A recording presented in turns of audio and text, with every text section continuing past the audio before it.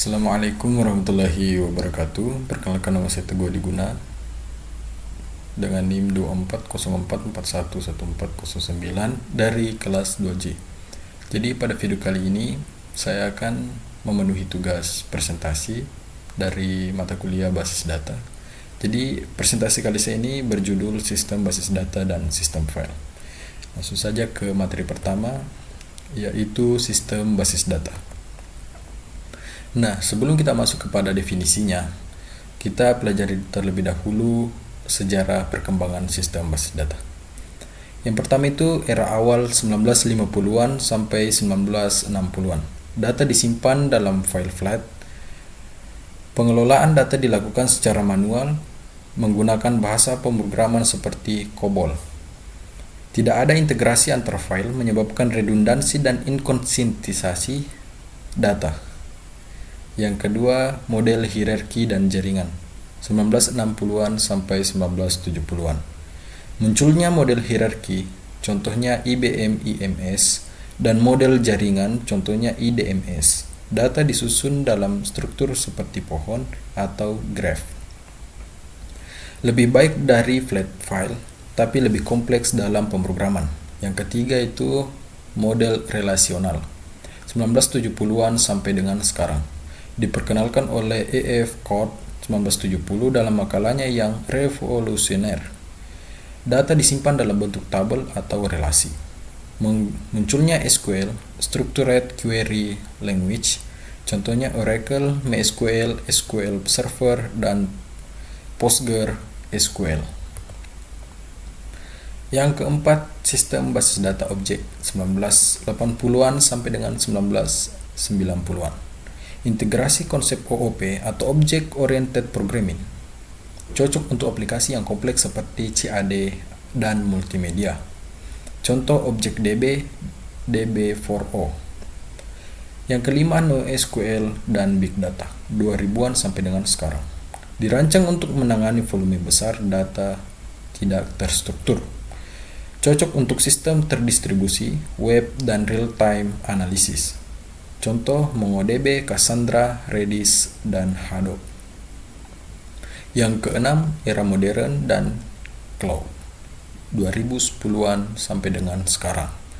Basis data tersedia sebagai layanan atau database as a service atau DBaaS, mendukung komputasi awan atau cloud, AI, dan machine learning. Contoh Google BigQuery, Amazon RDS, dan Firebase. Nah, kita masuk ke dalam definisi sistem basis data. Sistem basis data adalah sebuah sistem yang terdiri dari basis data atau kumpulan data yang terstruktur dan perangkat lunak yang disebut Database Management System (DBMS) yang mengelola dan mengontrol basis data tersebut serta program-program aplikasi yang berinteraksi dengan basis data. Secara ringkas, sistem basis data adalah sistem yang digunakan untuk menyimpan, mengelola, dan mengakses data secara efisien. Kita masuk ke dalam konsep dasar sistem basis data. Sistem basis data atau database system merupakan fondasi utama dalam pengelolaan data secara efektif dan efisien di berbagai bidang, baik dalam dunia bisnis, pendidikan, pemerintahan, maupun teknologi informasi. Nah, di sini ada 5 konsep dasar sistem basis data. Yang pertama itu basis data atau database, yaitu kumpulan data yang terorganisir dan saling terhubung seperti tabel, grafik, atau dokumen teks. Yang kedua, database management system atau DBMS, perangkat lunak yang digunakan untuk mengelola basis data seperti MySQL, Oracle, atau PostgreSQL. Yang ketiga adalah data. Informasi yang disimpan dalam basis data bisa berupa teks, angka, gambar, suara, dan lain-lain. Yang keempat ada tabel, struktur dasar untuk menyimpan data, terdiri dari baris atau record dan kolom atau file. Yang kelima, file atau atribut. Kolom dalam tabel terisi satu jenis data tertentu. Kita masuk ke dalam fungsi sistem basis data.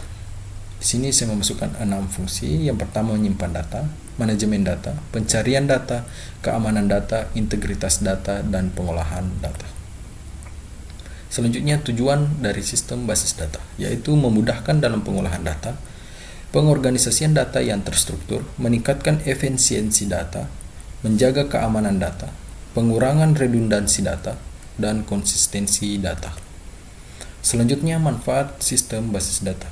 Yang pertama, efisiensi data, mengurangi duplikasi, meningkatkan integritas data, memudahkan akses data, mendukung pengambilan keputusan, dan meningkatkan produktivitas. Selanjutnya, risiko penggunaan basis data. Yang pertama itu kebocoran data atau data leaking. Yang kedua, kerusakan data atau data corruption. Yang ketiga, penyalahgunaan akses atau unauthorized access. Yang keempat, kegagalan sistem. Yang kelima, ketergantungan pada vendor. Yang keenam, kompleksitas administrasi. Selanjutnya, Database Management System atau DBMS. Nah, Database Management System atau biasa disebut dengan DBMS adalah sistem perangkat lunak yang digunakan untuk mengelola dan mengatur data dalam suatu basis data. DBMS menyediakan antarmuka pengguna dan database, memungkinkan operasi data seperti penyimpanan, pengambilan, dan manipulasi data yang efisien. Terobosan dari DBMS adalah Relational Database Management System atau RDBMS yang mengorganisasikan data dalam suatu struktur dan memaksimalkan berbagai cara untuk menghubungkan antar kumpulan data yang disimpan dalam database. Terobosan selanjutnya adalah Distribusi Database Management System atau RDBMS. Dengan RDBMS, memungkinkan informasi berada pada baris data di lokasi yang berbeda atau didistribusikan dan direferensikan, diperbaharui, dan diakses dari semua lokasi, seolah-olah data tersebut berbasis data tunggal atau terpusat. Ada banyak perusahaan yang menawarkan DBMS itu sendiri, seperti Oracle, MySQL, Microsoft Access, MySQL Front, SQLite, dan lain sebagainya. Nah, DBMS merupakan perangkat lunak yang bersifat general purpose, yang memiliki fasilitas proses define, konstruk, dan manipulasi basis data untuk aplikasi yang bervariasi. Nah, selanjutnya kita masuk ke materi kedua, yaitu sistem basis file. Nah, sejarah perkembangan sistem basis file. Yang pertama itu 1950-an sampai dengan 1960-an, awal komputasi. Sistem file sangat sederhana. Data disimpan secara berurutan di pita magnetik, tidak ada direktori atau struktur tabel. Struktur folder. Yang kedua, 1970-an atau mulai menggunakan disk. Muncul disk drive atau magnetik menggantikan pita. Sistem file berkembang dengan struktur direktori suatu tingkat. Unix memperkenalkan hierarki direktori. Yang ketiga, 1980-an, struktur lebih kompleks. Sistem operasi mulai menggunakan struktur direktori bertingkat. FAT atau File Allocation Table dikembangkan oleh Microsoft. FAT 1.2 dan FAT 1.6 mendukung penyimpanan file dalam ukuran lebih besar. Selanjutnya, 1990-an, NTFS dan modernisasi. Microsoft memperkenalkan NTFS atau New Technology File System, dukungan untuk metadata, keamanan, enkripsi, dan recovery. Linux populer dengan sistem file seperti ext2 dan ext3. Yang kelima, tahun 2000-an sampai dengan sekarang. Sistem file canggih dan cloud. ext4, APFS atau Apple, BTRFS, dan ZFS dikembangkan. Fiturnya snapshot, integritas data, skala besar. Muncul penyimpanan berbasis cloud seperti Google Drive atau Dropbox, mengubah konsep sistem file tradisional. Nah, kita masuk ke dalam definisi sistem file. Sistem file atau file system adalah metode dan struktur data yang digunakan oleh sistem operasi yang mengatur penyimpanan, mengakses, dan mengelola data di media penyimpanan seperti hard disk, solid state, drive atau ESD atau flash drive. Sistem file berperan sebagai penghubung antara data yang disimpan secara fisik dan cara pengguna atau program komputer mengakses data tersebut. Tanpa sistem file, data akan tersimpan secara acak dan tidak dapat dibaca atau diatur dengan mudah. Selanjutnya, fungsi sistem file.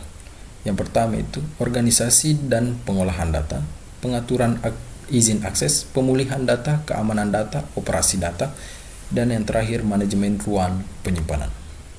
Selanjutnya, tujuan sistem file yaitu memudahkan akses dan pengambilan data, menjamin keamanan dan akses yang cepat, mengelola ruang penyimpanan dengan efisien, menyediakan mekanisme proteksi dan pemulihan data, mendukung berbagai jenis data dan aplikasi, meningkatkan kinerja sistem operasi.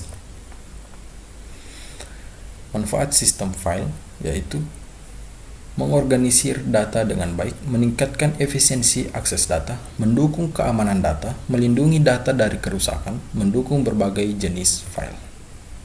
Nah, sekian presentasi dari saya.